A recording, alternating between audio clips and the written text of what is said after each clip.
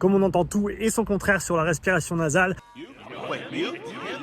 je voulais te faire une petite vidéo pour démêler tout ça. Alors dans cette vidéo, on va voir ensemble exactement quand est-ce que ça peut être intéressant de mettre en place de la respiration nasale, que ce soit dans ton quotidien ou dans tes activités sportives. Et surtout, on verra quand il faut absolument éviter la respiration nasale. On parlera aussi d'un mythe sur la respiration nasale que tu as certainement déjà entendu. Mais pour commencer, parlons d'une situation très concrète, le quotidien. Est-ce que la respiration nasale est intéressante à pratiquer au quotidien? Et pour ça, je vais te citer un exemple très concret. C'est celui qu'on retrouve dans le livre de James Nestor qui s'appelle Breath. C'est un super bouquin sur la respiration que je te conseille absolument si tu veux développer tes connaissances en la matière. Et James, l'auteur du livre, ainsi qu'un de ses amis ont fait une petite expérience extrêmement intéressante. Ils ont fait un bilan de santé complet et ensuite ils se sont complètement bouché le nez et ils ont utilisé uniquement une respiration buccale pendant plusieurs semaines. Et ce qui est extrêmement intéressant, c'est que quand ils ont refait leur bilan santé complet après cette petite expérience, leurs paramètres de santé en avaient vraiment pris un coup. Et je pense que personne n'ira à l'encontre du fait que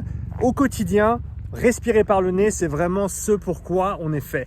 On est fait pour respirer comme ça, que ce soit pendant que tu marches, pendant que tu te reposes, pendant que tu dors. On est fait à la base au repos en tant qu'être humain pour respirer par le nez. D'ailleurs, c'est comme ça que les petits enfants respirent quand ils sont nés. Ils ne respirent que par le nez, à moins qu'ils aient le nez bouché, bien entendu, comme James Nestor dans sa petite expérience. Mais donc pour le quotidien, tu as tout avantage à respirer par le nez. Et pour ceux qui veulent aller un petit peu plus loin, il y a même des considérations de forme du visage, de développement de la mâchoire qui sont extrêmement intéressantes, mais qui vont un petit peu au-delà de cette vidéo. Maintenant qu'on a parlé du quotidien, parlons des activités sportives. Et dans ce contexte-là, on va vouloir prendre ça avec un petit peu plus de pincettes. On veut commencer à introduire un petit peu de nuances selon le type d'activité physique et surtout selon l'intensité d'activité que l'on va pratiquer. Là où à mon avis la respiration nasale est la plus intéressante, c'est tout d'abord durant les activités de basse intensité et pour ça il y a plusieurs raisons. La première, c'est que ça va te permettre de conscientiser la respiration, vraiment la maîtriser consciemment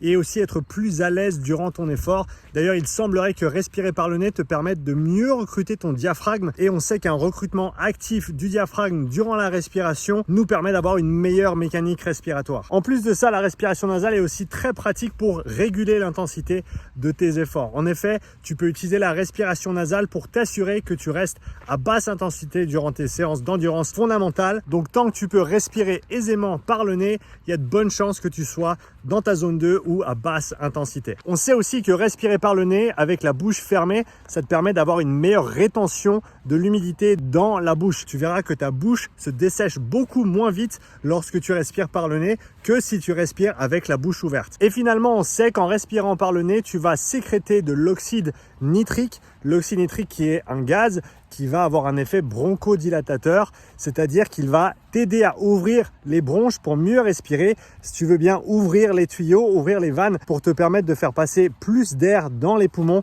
et ainsi de mieux respirer. Ouais mais Sean, moi on m'avait dit que si je respirais par le nez, j'allais sécréter de l'oxyde nitrique et cet oxyde nitrique, il allait pouvoir ouvrir mes vaisseaux sanguins, vasodilater mes artères pour faire passer plus de sang et booster mes performances en endurance. Si tu as déjà entendu ça, c'est un mythe assez commun autour de la respiration nasale et de l'oxyde nitrique. Je vais t'expliquer exactement pourquoi. L'oxyde nitrique, c'est pas juste un gaz, mais c'est une famille de gaz et il y a plein de sortes d'oxyde nitrique qui se trouvent dans le corps humain. Et il s'avère qu'il y a une molécule d'oxyde nitrique qui est en circulation et qui a un impact direct sur la vasodilatation, notamment sur l'apport de sang dans les capillaires sanguins. C'est-à-dire que lorsque l'oxygène va se détacher de l'hémoglobine, lorsque le passager va sortir du taxi, pour utiliser une analogie un petit peu plus simple, et l'oxyde nitrique qui était lui aussi attaché à l'hémoglobine va se détacher pour signaler au corps que on n'a plus assez d'oxygène, il faut en amener plus, donc il faut amener plus de sang,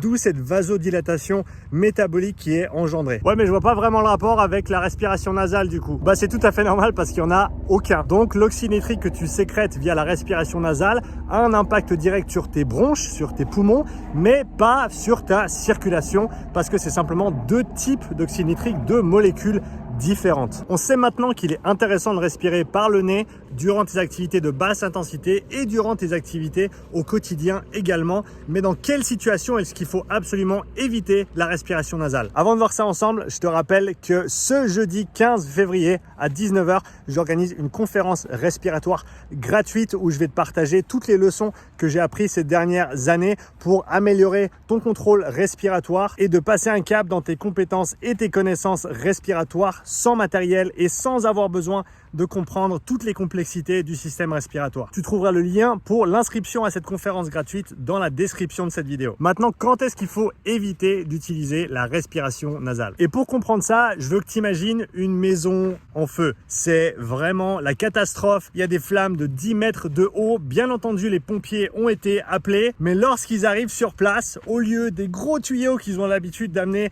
pour éteindre le feu, eh ben, ils ont simplement amené une paille.